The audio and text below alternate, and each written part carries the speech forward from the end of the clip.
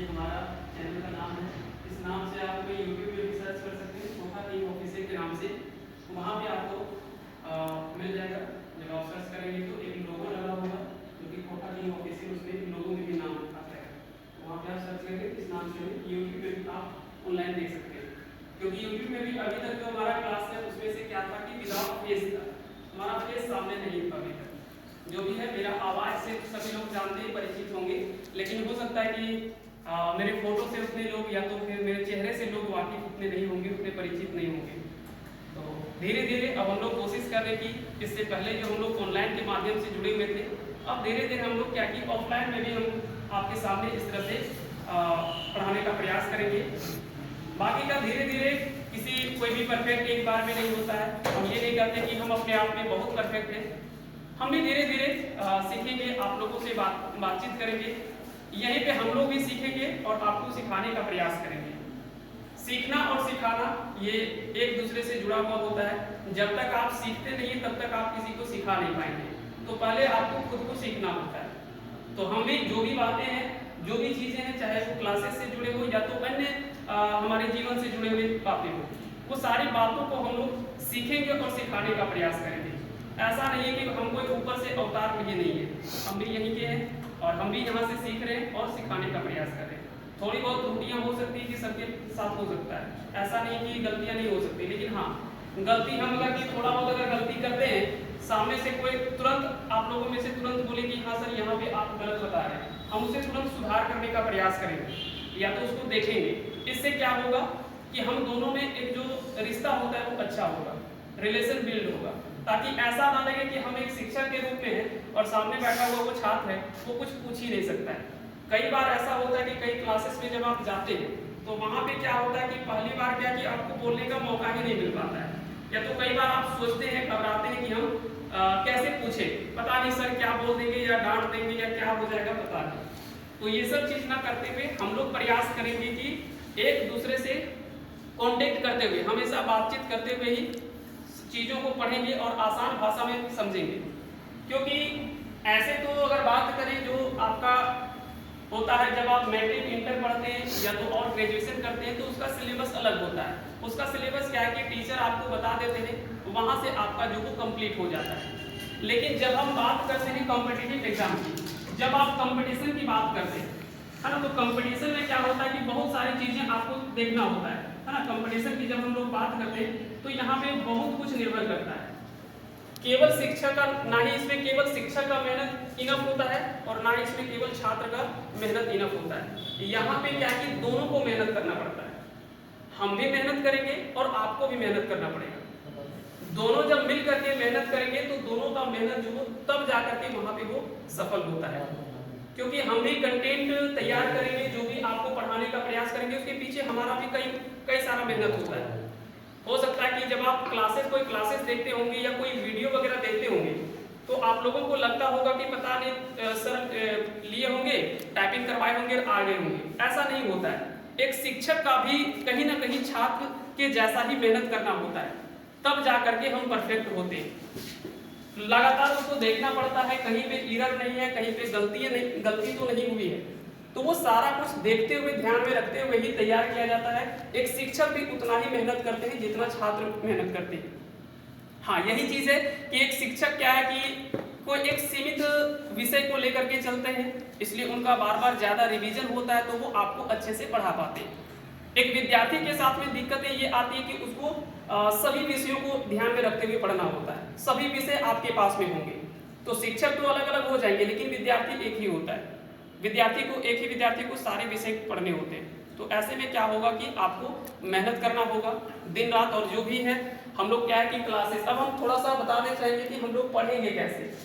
Classes जो होगा आपका, हम मान के चलिए कि जब आप क्लास में इंटर करते हैं तो सबसे पहला जो होगा वो होगा कि हम लोग पहले जो भी टॉपिक आपका रहेगा, जो सिलेबस में दिया हुआ रहेगा, वो पहले तो हम सारे टॉपिक को क्लियर करेंगे। जो भी टॉपिक वाइज आपका चैप्टर होगा वो सारे टॉपिक को हम लोग पढ़ करके कंप्लीट करेंगे। जैसे कोई टॉपिक आप पढ़ते हैं, चैप्टर वाइज हो या जो भी होगा, एक वीक में हम लोग टारगेट करेंगे प्रत्येक वीक का। जब आप एक वीक में जो भी पढ़ेंगे उसमें वीक के अंदर में या सप्ताह में देखेंगे कि जो भी टॉपिक हम लोग कंप्लीट करेंगे उसके अंतर्गत जो भी समस्याएं आएंगी हम लोग हर वीक का एक टेस्ट के माध्यम से एक टेस्ट रखेंगे। इसमें जो क्लासेस होगा वो तो होगा ही, और थ्योरी के साथ साथ में आपको एमसीक्यू प्रैक्टिस तो करवाया ही जाएगा, लेकिन उसके अलावे भी हम लोग क्या करेंगे कि एक सप्ताह में जो भी आप पढ़े वहां से किसी तरह से एक डाउट सेशन के रूप में हम लोग ऑर्गेनाइज करेंगे।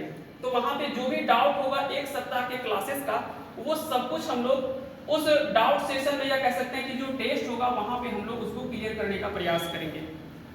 इसी तरह से हमारा जो वो चलता रहेगा। फिर हम लोग धीरे धीरे कोशिश करेंगे कि जैसे जैसे होगा इसको फिर मंथली टेस्ट में, या तो फिर जैसे आपका एग्जाम आता है, जैसे आपका एग्जाम नजदीक होगा, कोई एग्जाम होता है तो उसको टारगेट करते हुए हम लोग फिर टेस्ट सीरीज लॉन्च करेंगे।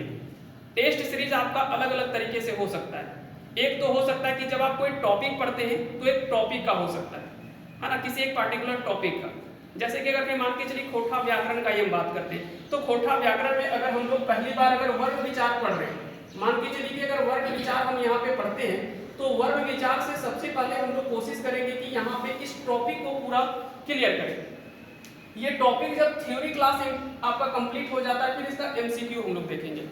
एमसीक्यू भी जब हो जाएगा उसके बाद में फिर हम लोग लेकर के आएंगे इससे जुड़े हुए एक टेस्ट, और टेस्ट में क्या होगा कि आपको रेंडमली कहीं से भी सवाल पूछा जाएगा, है ना। ये टॉपिक सही रहेगा लेकिन रेंडमली कहीं से भी सवाल रहेगा, घुमा फिरा करके थोड़ा सा कठिन टाइप का प्रश्न भी बनाया जाएगा, ताकि क्या कि आपने ये टॉपिक को तो पढ़ा है, थ्योरी भी पढ़ लिया है, एमसीक्यू को भी पढ़ लिया है, लेकिन फिर भी अगर कुछ कठिन सवाल अगर बनाया जाता है या थोड़ी बहुत भाषाओं को इधर उधर किया जाता है, सवाल कठिन नहीं होता है, उसको पूछने का तरीका बदला जा सकता है, या तो फिर ऑप्शन के साथ में इधर उधर किया जा सकता है, हेरफेर किया जा सकता है, या जो सवाल पूछने का जो तरीका होता है उसमें थोड़ा बहुत बदलाव किया जाता है। बाकी के प्रश्न जो वो कोई कठिन नहीं होता है। जब आप एक बार किसी भी टॉपिक को कंसेप्ट से अगर आप पढ़ लेते हैं तो वहां से फिर सवाल छूटता ही नहीं है, ठीक है। तो उसके बाद में यहाँ से क्या है कि ये टॉपिक वाइज हो गया, तो इस तरह से हम लोग क्या कि एक एक करके टॉपिक वाइज हम लोग कंप्लीट करते जाएंगे, है ना। जैसे चैप्टर आपका कंप्लीट हो जाएगा फिर उससे टेस्ट आपको मिल जाएगा। उसके बाद में जाके पूरा सिलेबस जब आपका कंप्लीट हो जाता है, मान के चलिए कि पूरा खोटा आपका सिलेबस कंप्लीट हो गया, तो फिर जो आपको सिलेबस में दे रखा है जिन जिन टॉपिक से, उससे फिर हम लोग मिक्स क्वेश्चन ऑर्गेनाइज करेंगे पूरे 100 सवाल का। अगर ये 100 सवाल पूछा जाता है तो 100 सवाल का एक पूरा हम लोग सेट तैयार करेंगे। और पहले हम लोग क्या कि उसमें भी दो तरीके से पूछेंगे। एक तो होगा कि चैप्टर वाइज क्वेश्चन भी उसमें रहेगा कि जितना चैप्टर से जितना वेटेज होगा क्वेश्चन का, मान के चलिए अगर ये 3 टॉपिक है, जैसे कि अभी हम लोग जो मुख्य हाईलाइट करेंगे वो बात करेंगे झारखंड पुलिस की। तो झारखंड पुलिस अभी क्योंकि अभी फिलहाल में एग्जाम है तो उसको देखते हुए अगर हम लोग बात करें तो यहाँ पे क्या है कि 3 सेक्शन में पूरे सिलेबस को बांट दिया है। छोटा सिलेबस ही, हम केवल अपना सिलेबस की अगर बात करेंगे तो बाकी की अन्य शिक्षक जो होंगे वो तो पढ़ाएंगे ही आपको। तो पहला जो सेक्शन है, एक है मान के चलिए कि गद्य भाग है, गद्य भाग में जो भी कहानी वगैरह जो भी आपको पढ़ने के लिए दे रखा है वो उसकी बात करेंगे। फिर मान के चलिए कि एक आपका दे रखा है व्याकरण खंड और एक दे रखा है आपका निबंध का सेक्शन। तो यहाँ पे 3 खंड बांटा हुआ है सिलेबस का। तो यहाँ पे फिर हमको समझना होगा कि गद्य वाला जो भाग है 2 किताब यहाँ पे, तो इससे कितने सवाल पूछे जाएंगे, तो एक हमको समझना होगा। ये सारी बातें हमारा काम है, ये हम बताने का काम करेंगे कि गद्य सेक्शन है तो गद्य भाग में 2 किताब है, एक तो दे रखा है आपका खोटा गद्य संग्रह और एक दे रखा है दू डायर जिरुल फूल। तो 2 किताब है तो दोनों किताब से मिला करके गद्य सेक्शन से कितना सवाल पूछा जा सकता है। मान के चलिए कि हो सकता है कि यहाँ से 40 सवाल पूछ दे, बोलेंगे कि हो सकता है कि व्याकरण से 30 सवाल पूछ दे, तो 40 और 30 70, और मान के चलिए कि 30 सवाल जो निबंध से पूछ दिया। तो इस प्रकार से 100 सवाल है, तो फिर हम लोग देखेंगे कि किसका कितना वेटेज है, कहाँ से कितने सवाल पूछे जाएंगे, वो सब चीज हम लोग देखते हुए फिर हम लोग पूरे एक चैप्टर को पूरा मतलब समझिए कि पूरे सिलेबस को हम लोग 100 सवाल तैयार करेंगे और फिर वो मिक्स टाइप का होगा, मतलब इधर उधर कहीं से भी सवाल होगा। उसमें से आपको ये नहीं बताया जाएगा कि ये कहानी का सवाल है या व्याकरण का सवाल है, आपको सवाल मिल जाएगा, उसमें से आपको आंसर करना होगा। तो इससे क्या होगा कि इतना ज्यादा आप प्रैक्टिस कर लेंगे क्लास में ही कि जब आपको परीक्षा में क्वेश्चन पेपर मिलेगा तो आपको ऐसा लगेगा ही नहीं, कभी लगेगा ही नहीं कि हम परीक्षा में बैठे हुए। आपका जो परीक्षा का दबाव है वो सारा दबाव आपका ये क्लासरूम में ही खत्म हो जाएगा। तो वहां पे जब आप जाएंगे तो वहां पे भी आपको ऐसा लगेगा जैसे कि हम प्रैक्टिस कर रहे हैं क्लासरूम में। वैसा ही वहाँ पे आपको फील होगा। और ये आसान कब होगा? जब आप यहाँ पे मेहनत करेंगे बहुत ज़्यादा। तो अगर आप यहाँ पे उतना मेहनत नहीं करेंगे तो आपको एग्जाम में हो सकता है कि कठिनाई का सामना करना पड़ सकता है। तो ये इन सारी बातों को ध्यान में रखते हुए ही हम लोग कोशिश करेंगे कि जितनी आसान भाषा में हो और जितना अधिक से अधिक हम लोग मदद कर पाएंगे आप लोगों का, उतना हम लोग जो वो मदद करेंगे। ठीक है, तो बाकी के धीरे धीरे जैसे जैसे शिक्षक है वो सारे शिक्षकों को भी हम लोग बुलाएंगे और अपने अपने बारे में थोड़ा सा आपको बताएंगे। उसके बाद में फिर हम लोग कल से क्लासेस जो है वो कल क्लासेस का टाइम जो होगा वो 10 बजे से हम लोगों का क्लास होगा, 10 बजे से क्लासेस होंगी, है ना। बाकी की जानकारी जो वो आप हमें कांटेक्ट करिएगा, जो भी हमारा पता है, नंबर है।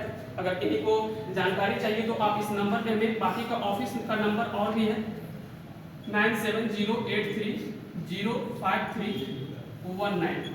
इस नंबर पे आप हमें कांटेक्ट कर सकते हैं, या तो फिर एक और नंबर है अल्टरनेटिव नंबर है 7070100319। तो इन नंबर में से आप किसी में भी आप कांटेक्ट करके और आप में जो भी जानकारी चाहिए आप जानकारी ले सकते हैं, है ना। बाकी की सारी जानकारी जो इस नंबर पे दे दी जाएगी। मैं अपने बारे में कुछ हालांकि बताया नहीं, तो थोड़ा सा मैं अंत में ही बता देता हूँ। शुरुआत में बताना पहले तो नहीं बताया, लेकिन चलिए अब हम अंत में थोड़ा सा मैं अपने बारे में बता देता हूँ। मेरा नाम ललन कुमार पांडे।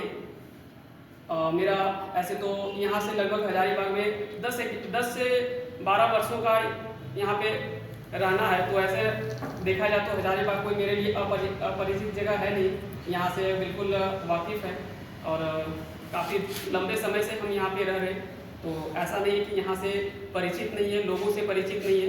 बस यही था कि हम फेस टू फेस लोगों के सामने नहीं आ पाए। तो धीरे धीरे जैसे जैसे आप जुड़ेंगे हमारे साथ में, तो धीरे धीरे ये सारी चीज़ें आसान होता चला जाएगी। बाकी के सारी बातें हम लोग नेक्स्ट क्लास में जैसे जैसे क्लासेस होंगे तो वहाँ पे हम लोग इसका जिक्र करेंगे। बहुत बहुत धन्यवाद आप सभी का हमारे साथ जुड़े रहने के लिए।